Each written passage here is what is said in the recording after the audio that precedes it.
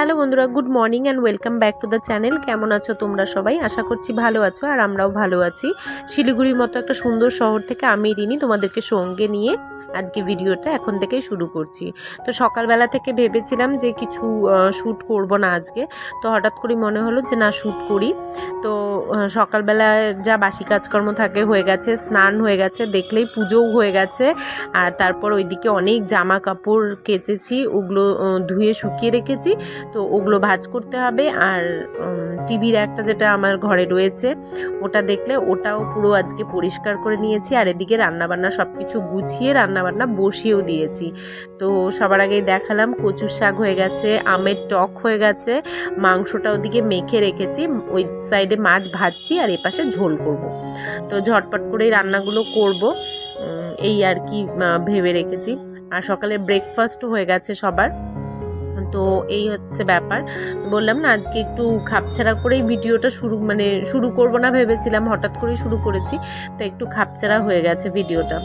তো কোনো মাথা মুন্ডু হয়তো নেই নাকি আমি বুঝতে পারছি না ঠিক। তো এই হচ্ছে ব্যাপার। তো আজকে সব কিছু গুছিয়ে গাছিয়ে নিয়েছি। আমি যেহেতু একটু হালকা পাতলাই খাচ্ছি, তো তার জন্য দেখলে মাছগুলো ভেজে নিচ্ছি। আর এখানে ঝিঙে আলু দিয়ে কালো জিরে দিয়ে একটা ঝোল করব, পাতলা, যেটা আমি খাবো, জেঠু খাবে। মানে বেসিক্যালি আমার জন্য করা, কেননা আমি ওটা দিয়েই খাবো। আমি তো রিচ কিছু সেভাবে একটা খাচ্ছি না, ওইসব হালকা খাবারই খাচ্ছি। তো যার জন্য লোকাল রুই মাছ নিয়ে এসছে, সেটাই আজকে ঝোল করব। আর তার সাথেই রয়েছে বাটা মাছ। তো রুই মাছটা আমি খাবো না, রুই মাছটা ভাইকে দেব, আর বাটা মাছটা খাবো আমি। আর জেঠুও যেহেতু বাটা মাছ ভালোবাসে, আমি আর জেঠু বাটা মাছ খাবো। আর এই হচ্ছে ব্যাপার। আর মাংসটা মেখে টেখে রেখে দিয়েছি রেডি করে। আর আজকে বানাবো নিরামিষ মাংস, একদম পুরো নিরামিষ করে বানাবো, কোনো পেঁয়াজ রসুন ইউজ করব না। তোমাদের সাথে শেয়ার করব কিছুটা। তো চলো।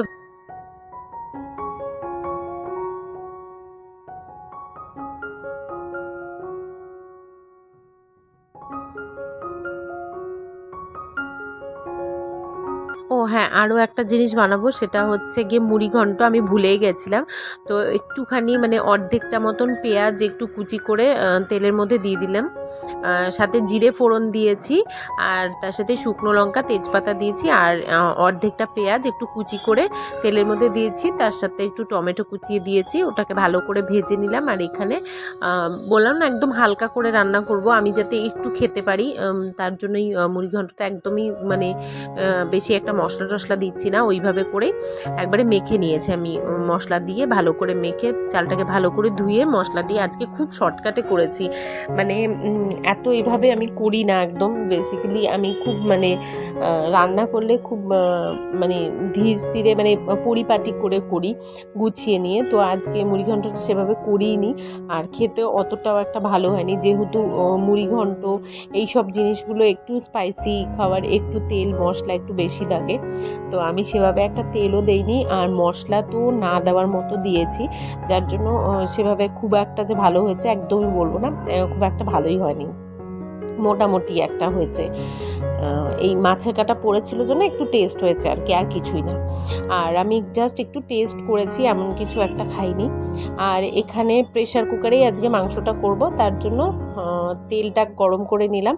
আগে আলু ভেজে রেখে দিয়েছি, তারপর তেল গরম করে তার মধ্যে গোটা গরম মশলা, তেল গরম করে সরি ওর মধ্যে দিয়েছি একটু ঘি, তারপর দিয়েছি গোটা গরম মশলা, গোটা জিরে, আর গোটা শুকনো লঙ্কা তেজপাতা, এটা ফোড়ন দিয়ে তারপর তার মধ্যে পেস্ট করে রাখা টমেটো, লাল কাঁচা লঙ্কা যেটা সেটা, তারপর ধনে আদা জিরে, এটাকে পেস্ট করে নিয়েছি। পেস্ট করে সেই মশলাটাকে দিয়ে দিয়েছিলাম হালকা একটু ভেজে। তারপর মাংসটাকে আগে থেকেই একটু টক দই আর একটু হলুদ লবণ আর কাঁচা তেল আর একটু ঘি দিয়ে মেখে রেখেছিলাম। তো সেই মেখে রাখা মাংসটার মধ্যে দিয়ে দিলাম, দিয়ে এবার ভালো করে একটু সাঁতলে নেব, একটু কষিয়ে নেব, তারপর 2-3টে সিটি মেরে তারপর আবার কষাবো।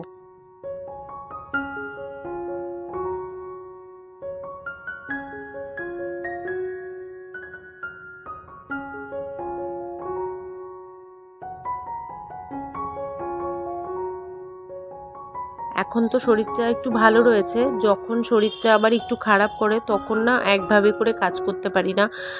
একটু শুয়ে থাকি বা একটা কিছু করে গিয়ে একটু শুই বা একটু বসি, একটু রেস্ট নিয়ে নিই, তারপর আবার কাজ করি।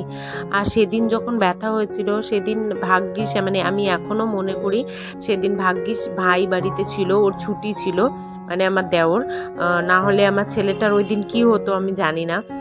কেননা আমি এতটাই ব্যথায় বেহুশ ছিলাম যে ছেলে কি খাচ্ছে কি করছে আমার কোনো রকম মানে হুঁশই ছিল না। ভাই ছিল জন্য ওই দিন রান্না বান্না মানে সমস্ত করে ছেলেকে খাওয়ানো, ছেলেকে স্নান করানো, ঘুম পাড়ানো সবটাই ও করেছে। না হলে পরে জানি না সেদিনকে মানে আমার ছেলেটার কি অবস্থা হতো। এমনকি তার পরের দিন, ওই দিন তো মা ছিল, ওই দিন নিয়ে আসার পরে মা আমার সাথে ছিল। তারপরের দিন মা কিছু কারণে বাড়ি চলে যায়। তো সেদিনও দেওর আবার ছুটি নিয়েছিল, সেদিন ওর কোনো কারণে ছুটি ছিল। তো ওই দিন ও আবার আমাকে সব কিছু ওই করে, আমি তো উঠতেই পারিনি বিছানা থেকে। তারপরের দিন হাজব্যান্ড করে এবং সেদিন বিকেলে মা চলে আসে। এই আর কি, মানে ঠাকুরের কাছে অনেক অনেক ধন্যবাদ যে সেদিন ভাইয়ের অ্যাটলিস্ট ছুটি ছিল, যার জন্য মানে আমার ছেলেটা ভালো মতো ছিল। না হলে ও মানে কাঁদতে কাঁদতে হয়রান হয়ে যেত, কারো কাছে থাকতে চাইতো না, এই আর কি। আর আজকের ভিডিওটা ভীষণ খাপচারা টাইপের হয়েছে, বেশি একটা হয়নি, ছোট্ট একটা ভিডিও। আশা করছি তোমাদের ভালো লাগবে। ভালো লেগে থাকলে আমাকে সাপোর্ট করো আর আমার পাশে থেকো। আজকের মতন